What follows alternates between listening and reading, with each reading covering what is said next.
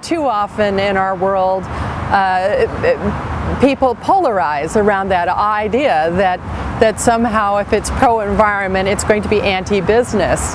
And one of the things I love about the PPRC is that I will get calls asking, oh, but they're environmental, so we don't want to talk to them, or the other way around. And they just inhabit that neutral ground that is exactly where all the work gets done. And being their partner has just been a huge blessing, both personally and professionally. They have hired the best and the brightest over the years, and they do the right thing at the right time in the right way. It's been rewarding personally because I've been able to be part of solutions, and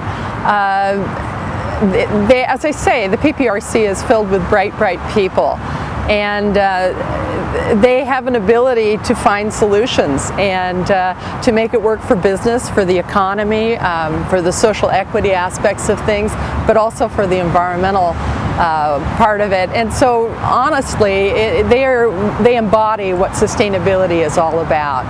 Part of the genius of the PPRC is that they know when to keep me out of the room. Frankly, they know how to be an excellent go-between. I am really sheltered from a lot of what goes on, and that is exactly the right thing to do, because, as I say, we often represent just the regulatory aspect of the world. Solving these problems means that you negotiate, you coordinate, you work, you partner. And sometimes having EPA in the room isn't conducive to that necessarily.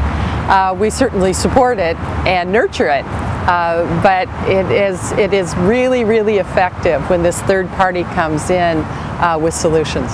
And so I am really proud of the fact that we've had huge efficiencies, not just with the businesses that the technical assistance providers serve, but also in the governmental way that these governments have come together and gotten to these objectives that all of the governors want, that our regional administrator wants.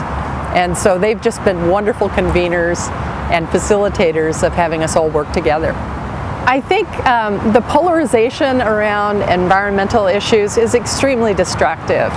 The PPRC really embodies the principles of sustainability, in that they understand that businesses have to stay in business, people need jobs, the environment needs to be served, our products and our producers of our products need to be more competitive with overseas manufacturers, and they are bringing all these pieces together, which is exactly what we should be doing with sustainability. And so they got that 20 years ago, and they still get it, and they're very well regarded because of their wisdom. I look back to the issues that we were talking about 20 years ago, and they centered on recycling and very simple issues. And of course now we're confronted with climate change, and the importance of managing that cannot be overstated. And we won't be able to do that without the businesses. The businesses will have a very big part in that.